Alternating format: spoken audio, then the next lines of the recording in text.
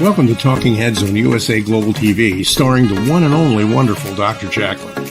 It's a prestigious place where world-class influencers and experts meet, and where you'll find the most trusted advisors and coaches for all things in life and business. Visit usaglobaltv.com to sign up for our newsletter, get the value you need, and be first in line to learn about events and giveaways and other valuable content. Connect with us. Email Dr. Jacqueline at usaglobaltv.com to talk about how you can become part of USA Global TV.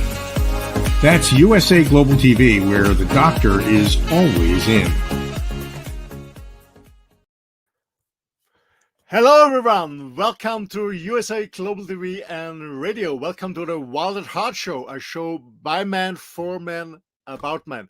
My name is Roland FRIEDL, and as you maybe can hear from my accent, I'm not a native American English speaker or British English speaker. I'm raised and born in the beautiful little country in Austria in Europe. So welcome for those who already joined our shows. Welcome back for those who are new. We started the show actually 3 weeks ago, so it's now episode number 4. And my background is I'm a host and a moderator on USA Global TV. I run other shows like the Mallorca Connection on Tuesdays. I'm a talking head, a specialist on business. I'm a talking head shows, different panels, and I'm very, very excited to run my own show. And thanks a lot to USA Global TV and Radio and Dr. Jacqueline Kerber for this amazing opportunity. But, ladies and gentlemen, I'm not the only one here. I have an amazing panel of different gentlemen from different parts of the world and different backgrounds, but we all want in common.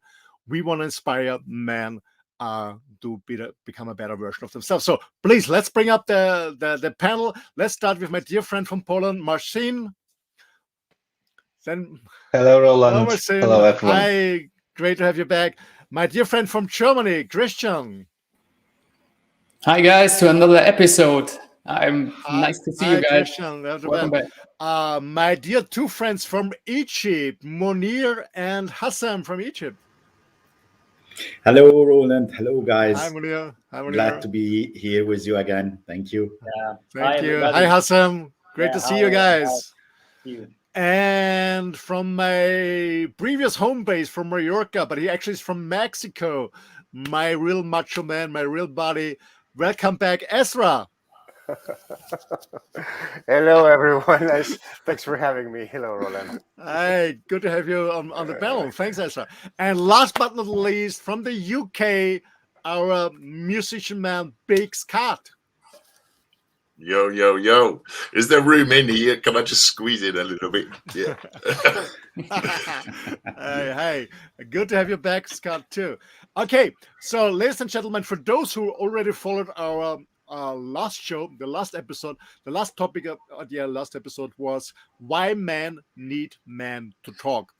And after the show, we had a short conversation in the panel backstage, and we found out, hey, we have to dive much, much, much deeper because it's such an interesting topic and an important topic.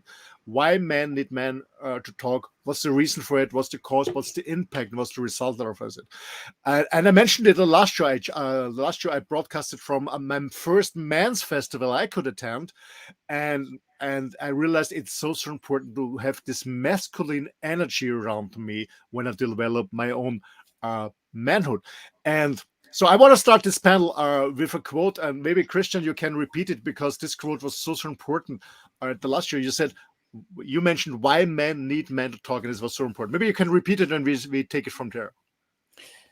Well, I can't remember it word by word, but the thing was that we, as men, we need other men with their experiences, with their way they grew up, to really get in connection with ourselves on one hand, and on the other hand, with other men, so that we see they're all facing more or less the same issues like everyone else. And this really is extremely helpful for growing, for building a personality, and for building more self-confidence. Yeah, absolutely. Thank you. And we guys, last time we had also the discussion, we brought this topic up that most men get more than 80% don't have a best friend. Many have a nice body where they have a couple of beer or play booble billiard or go to a rodeo or a soccer game, but where they don't open up really because we're very competitive. Yeah, we want to be the best, the most successful one, whatever it is. I want to ask you guys, whoever wants to jump in, is who of you has a real friend to talk about it, and what's the difference when you talk to a man about your issues? How do you feel, and what's the difference as talking to a girlfriend or to your spouse or to your wife, whatever? What's the difference? What's the outcome? Why it's better to talk to a man? Who wants to jump in? Ezra, you're smiling, I think. Well, it's a good question. Why is it better to speak to a man? I guess a man can really understand you if the other man opens up. That's the challenge. That's a challenge I myself have found in my life, finding men that would really open up, or at least have the ability to sit and listen to what I have to say, and listen it to the same from the same level, no, not just of the mind or how to solve it, or just simply be there and listen. That's very important. So it's better because we can if that conditions happen, we can have the opportunity to mirror each other. You know, I can mirror myself in you, in all of you guys, or any other man that I meet or speak to. Not only the good things, but also the things that I hide and I don't like. And the fact that in a mirror, I can also reflect back, or the other man can reflect back the topic or the feelings or the thoughts, or simply be a reflection for each other. And that, in the long run, really helps us. Absolutely. Thank you, Ezra, for your comment. Who wants to add something? Yeah, Martin? I think, yeah, I got really inspired by this saying, Ezra, to mirror myself in other guy, because actually, isn't it a question that all the boys are asking themselves, am I really a man? And this question is still with me, even though I'm already a grown-up man, married, I don't know, with a proper job, with a house and different things. And still, in some times of doubt, this question arises again. So by just having another guy around me who just accept me, he is like reassurance for me that, yeah, you're just all right. You're just normal as other guys are experiencing similar stuff. So you're not like an outcast. So I don't know if you also have this experience with this question. Am I really? I wonder. Well, I can absolutely relate to it, Marcin, what you said, because when I think back, and I'm celebrating this year my 29th anniversary of becoming 30. So and I rose up in a time where economy was growing. Both of my parents have been working, especially my dad was not present. Yeah, he left Monday morning, came home Friday, and was exhausted. So I had no masculine role model on the first hand. I had no dad who was present and taught me something or teach me something. So for me, it's very important to mirror with other men and talk to other men, because I had no dad, I had no grandfather. They already passed away before my mom gave birth to me. So for me, it's very important. But to the other gentlemen, how about you, Scott? Big Scott. Yeah, well, I think that, the thing that we're saying about men and talking about men issues, we need to, because what we got to bear in mind, just looking at things, what we say in there, some of us had father figures around and others didn't, but our father figures that were around were probably out making the money. So you would see him first thing in the morning, maybe see him at tea time, and maybe sit for an hour at night time or whatever to do something. So you never had those real bonding sessions. So I think as a young man, it's hard to open up to other men, because you've got to have this stiff upper lip. But opening up, and as you were saying, is mirroring, and listening, the art of listening. Because sometimes, like a woman, they just want to talk, but as a man, we want to give answers. They come up with a problem or a quandary, in which straight away we come for a solution. And sometimes they don't really want a solution. They just need somebody to listen to, just so they can vent. And this is what us as men need to do. We just need to have a good rant at each other, put the world to rights after 15, 20 minutes, and then pat each other on the back and go and do something constructive together. Yeah, absolutely. I want to summarize this a little bit, Chance. And actually, starting with Ezra, what he said, we have to open up first of all. So one has to start. And what I learned in my life is, okay, don't wait for the other person to start first. Be brave enough, have the balls, and start first. There's nothing to lose. Actually, you only can win. There's only something to gain, nothing to lose. So start first to open up. And then Esther said something very important. If the other person is able, has the capability to listen.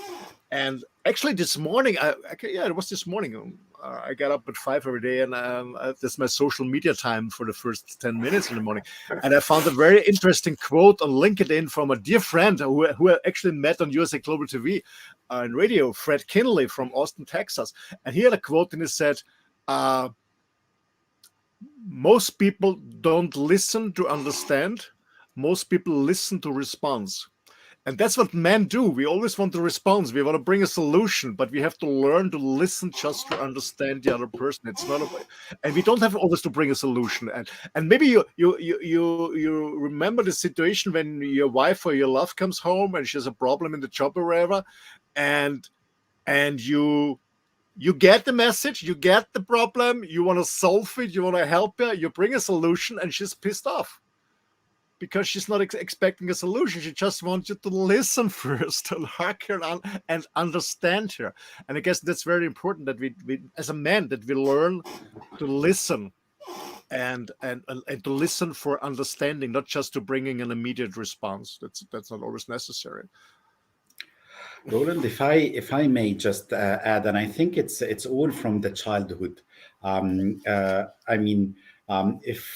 When I was a child and I was going to my father just to try to open up and say my worries about anything related with the studies, with the future, with a friend, or anything that is related with even sports.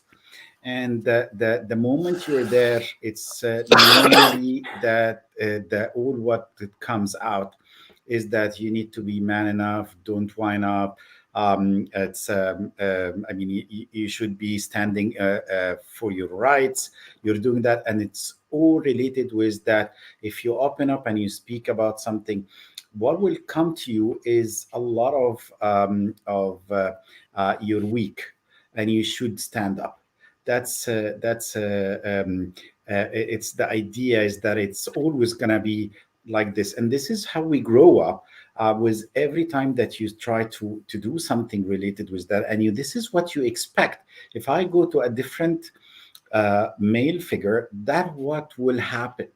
But if I talk to my mom or something, and it's and at that point of time, it's not going to be the same. It's going to be okay. I understand. Inshallah, everything will be all right. You deserve better. You deserve things, and then you get some encouragement that you're absolutely okay. And I think this what brings this kind of wall between us and speaking up for other men, because we expect the same will happen. And maybe we speak to female friends more. However, what we really needed at that point of time is not to speak to our mom. We needed to speak to our fathers, because we needed to have something different. We need to feel that it is okay to be vulnerable. It is okay to have problems. It's not weak if you're not getting the best grade in the classroom. If you lose in sports, that does not mean that you're not man enough to stand up for your rights and for number one or two. And this what brings it all. So we need to be stopping this kind of heritage from our grandfathers to our fathers, from our fathers to us, and we stop this from going to our children by letting them understand that it is okay to be human being before they are being men or female. Absolutely, Mounir. Absolutely, I can absolutely relate to this. And I say we have to break this this line and do something different. And by the way, because we mentioned our role from our fathers, this will be our next topic for the next show. Yeah, how our dad influences or influenced consciously or unconsciously our masculinity. That's for the next one. But let's stick to. So we know that there is an issue in the past. There was no male role model. We go deeper on this on the next show, but that's why we need men. Other men to talk about and find out if you're man enough, and I guess MARCIN was asking this question himself. Am I man enough? When I can relate to this, I never asked myself, I'm a man enough. I thought, but am I doing wrong, or do I do enough to be a man, or do it too much sometimes? Yeah.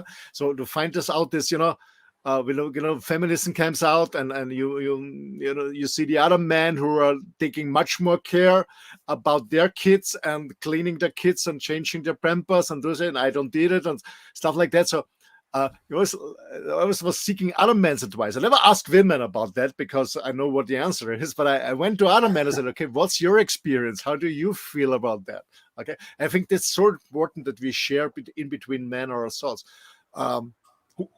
Christian, I see you thinking. I feel you thinking. I know you want to say something.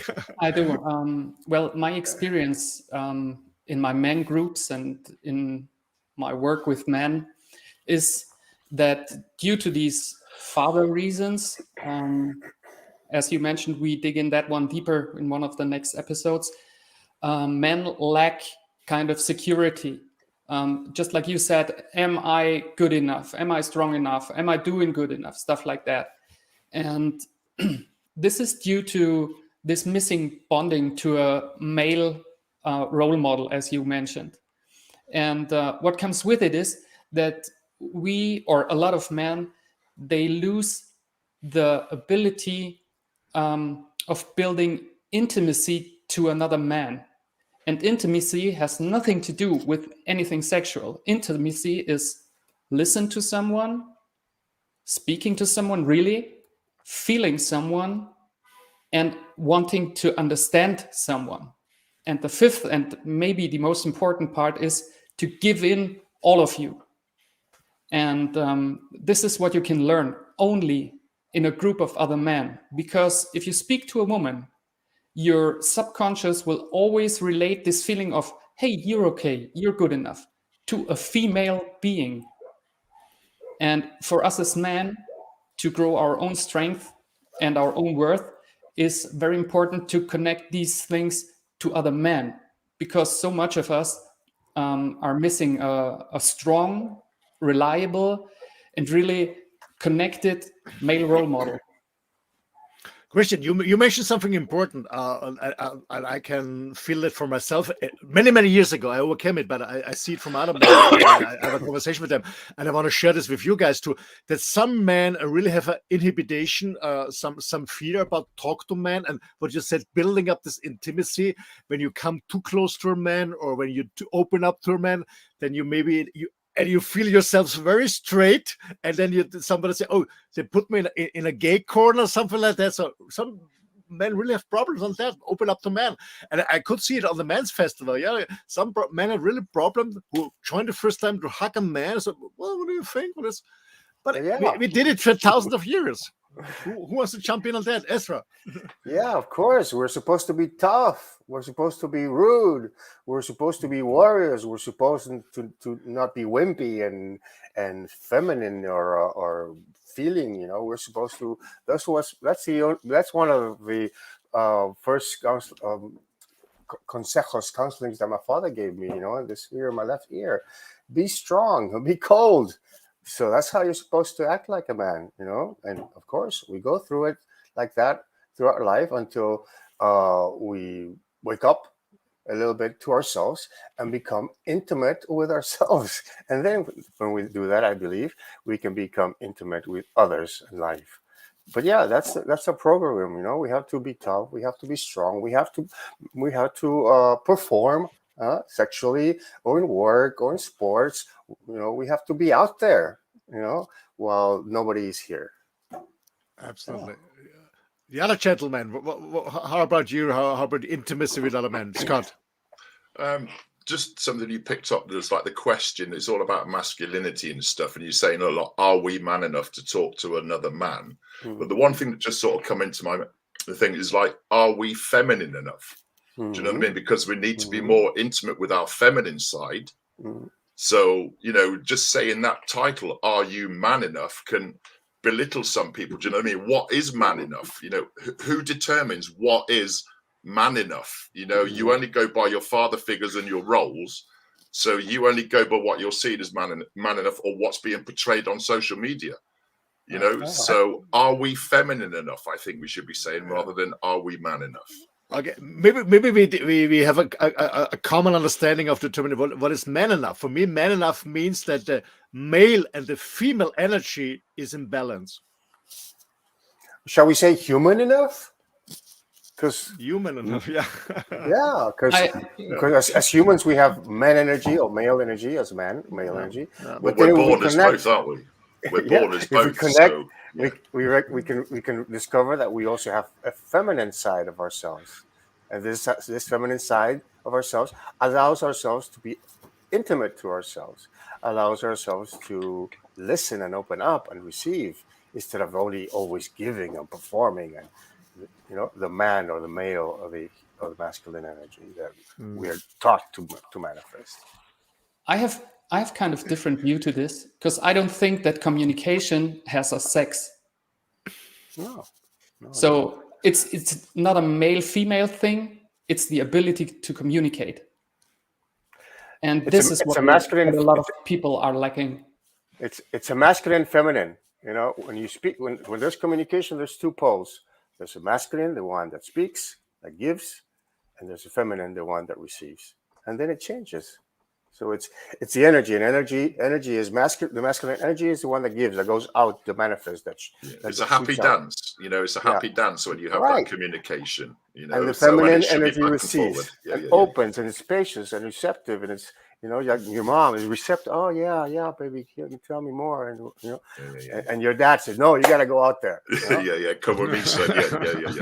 So it's a balance, you know. And when we communicate right now, I'm being like a male, you know, but actually it's a masculine energy which is manifesting. It's going out, and you guys are being the feminine side, who are receiving, perceiving, even creating in your mind. Yeah, well, I think, Ezra, what you're saying is absolutely right, and this is what brings it a little bit harder for men to speak to men, because the listener does not really start getting this feminine side out of him, and he starts to listen and understand. What will happen is that he will get his masculine thing, and then he bring in the father figure, and then he start to say to his friend, "Come on, man, come on, buddy. I mean." Don't be a softie. Don't be a softie. Come on, don't be. You know, that's don't be a pussy. And that's what happens. And then you start feeling that you should not have showed this kind of vulnerability. This is number one. Number two is that it's common between men is that, you know, when you speak up, when you go and you show this kind of vulnerability and so on, maybe one day, we never know, it will be used against you. So people will come and get advantage of you, because that's where you were at the weakest point, or that you needed some advices and so on, and you don't feel really comfortable, because all what we have in subconscious is that it will become against you one day. That's what makes it a little bit harder as well. That responded, and then going back with the guilt and feeling that this might be maybe in a year time, 20 years time, it will be used against me. Yeah. But I believe you're strong, Mounir. If you really stand behind the word you say, even if it's "I am hurt," "I am sad," something like that, it cannot be used, because if it is the term, it can be used. That means I am not okay with what I said. When I'm cool with everything I said, and I say it to you, to MARCIN, to someone, I don't give a, you know, if someone, it cannot be put against me, because it's just me. I just opened my heart, that's it. So when I'm cool with that, so Yes, of I'm course, fine. Christian. But what am I talking about is that sometimes maybe in one of the events someone would go and say, yeah, I know. He's always breaking up when it's a lot of pressure. If he does not have enough money, then this is what happens.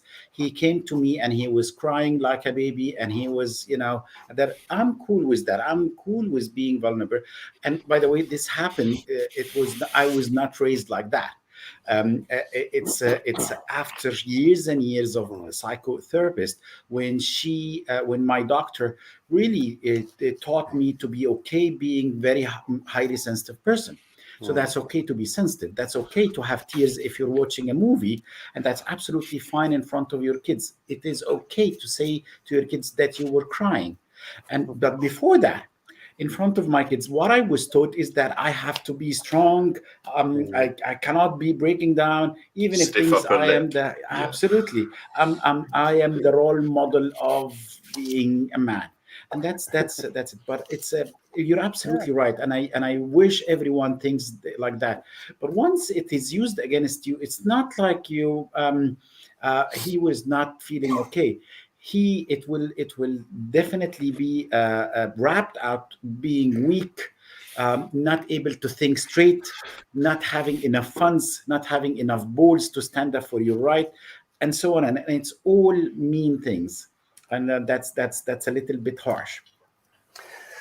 Yeah, I think it's all a process, as we grow up, as we mature, you and I, we speak, and most of us, we can speak that nothing hurts me really, there's a saying in English, sticks and stones may break my bones, but words will never hurt me, But, when we're children, we're immature, when we're still dependent on others, we're always looking towards some degree of acceptance, maybe beginning from our parents and as men from our fathers. But as we grow up, we start to believe, or we understand that nobody can hurt me. You said, Roland, you said at the beginning something about nothing hurts me. We come to realize that nothing really hurts me unless it causes me physical pain, but emotional and mental suffering is caused by ourselves, but we understand that as we grow up. It's just a process of maturity, I guess. Absolutely. Hassan, what's your point of view? Yeah, I think each and every one of us, sometimes he feels weak and sometimes he feels strong. Actually, people may position you that you're a strong person and actually you're not, and maybe vice versa. But what happened to me that people perceive me as a trustworthy person. When I go in a chat with a man, he wants to speak everything about his business, about his challenges, about maybe his social life, whatever. If he has a good girlfriend or issues in his marriage, and so on and so forth. And he doesn't give me a chance to speak about myself, okay, or about my issues. He corners me that I am a trustworthy person, and he likes this. I don't know how to get out of this circle, but actually also when you speak to a person, it depends on the situation. For example, I want to speak to Roland in such issues because his talks makes me feel comfortable, or he gives me a good advice in this area in particular. Maybe I can speak to a lady or a friend, a female friend, sometimes because she gives an advice and emotions in a specific subject or a specific field of talks. So it depends, yeah. Yeah, but I guess, guys, what I strongly believe in when I experience is actually we're not opening up in front of everyone. I guess that's for sure. I guess we need just this how many fingers we have on a hand to have friends. Yeah, 2, 3, 4, 5 really good ones. And it's about having these 2, 3 good friends where we really can share and really open our hearts and be honest and be truthful. And you're giving this mask away, because I'm not expecting that we're putting this mask away 100% every day. And sometimes it's not possible depending on what job you're doing, but it's a process. It's an ongoing process to start. And actually what we need is a friend that we really trust. And as I guess, I don't know who said it, Mounir, it's used against you or something like that. It's all about trust. And I guess what I found out is trust building starts when you start.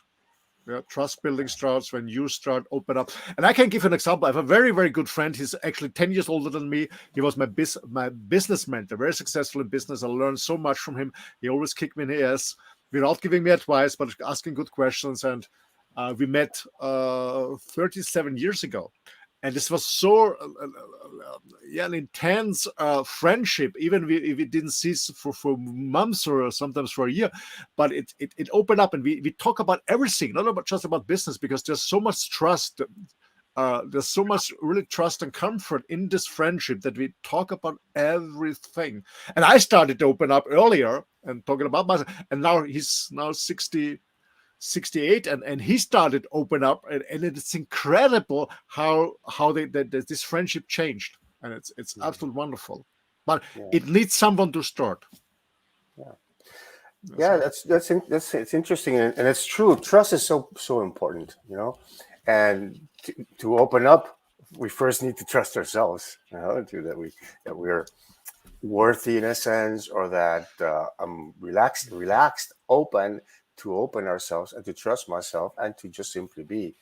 And hopefully, as we act that way, as we become that way with our self-trust, with our self-belief, with our understanding, we find common people or other men, other people that are receptors to our energy, and that we can also be receptors to them, and receive and listen. But again, trust is a matter of relaxing. It's a matter of opening up. It's a matter of trusting ourselves as well. Absolutely. And it's such an important topic. It's confidence, having your confidence. Yeah. Mm-hmm. If you lose confidence and if you believe in yourself, then you carry a certain aura, and people tend, in my own opinion, a lot of people gravitate towards me, especially younger men, because I work a lot in the music scene and stuff, and I'm seen like a granddad of the music scene. I think it's easier for me to pass on information to the next generation. Some guys find it hard to speak to their generation because a lot of them are ingrained in their ways, and they're what Pink Floyd would say is comfortably numb. Do you know what I mean? And they don't want to get out of that comfort zone. So as a man, I find talking to younger men, because one day I'm the teacher and the other day I'm the pupil, because they're living in a world that's a lot faster paced than I've ever lived in, or any of us has ever lived in.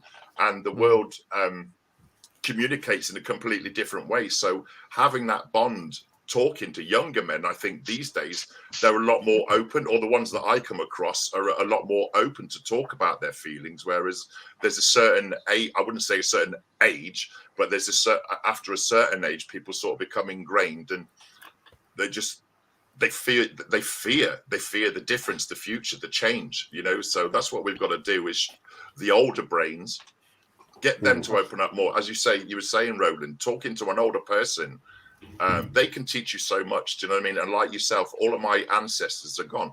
All my grandfathers and whatever have gone, but you only find out about them after the fact.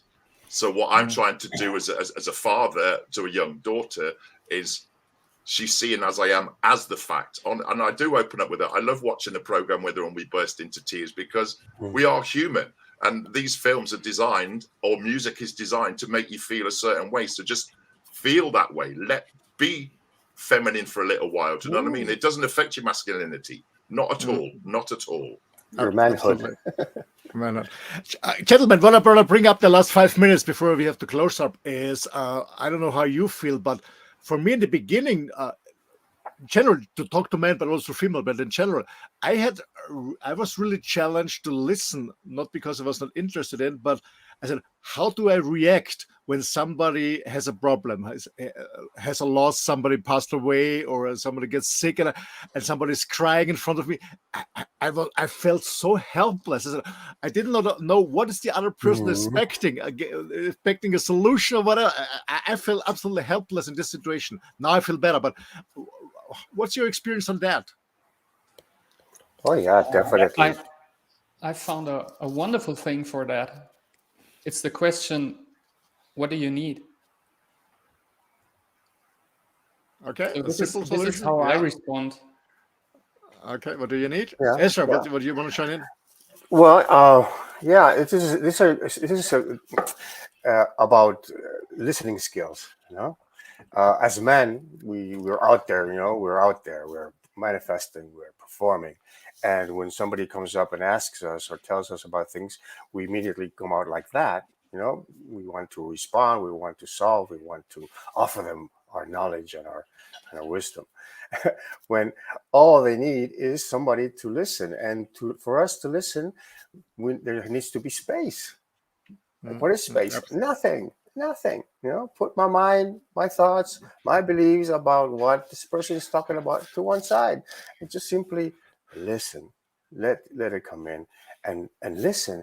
And we know, and that way we don't only listen with our ears and our mind.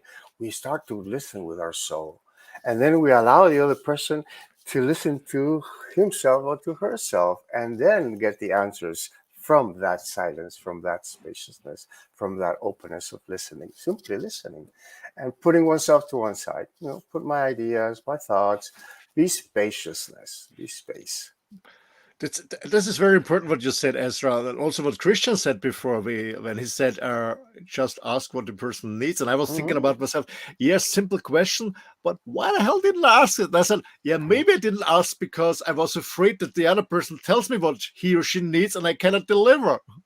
But Esther, you gave the answer. Just give the space. Just give the space. Hold the space. Give the space and hold the space that the other person feels safe and let the tears run or whatever it is.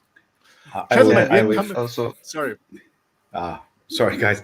So for me, I would listen first, like Ezra, what we're saying, and then I try to figure out what is exactly they need to see. I mean, if it's the logical me or the empathic me or something like that. And then if I didn't know after he speaks a lot, I would go with Christian question. I mean, what do you expect from me now?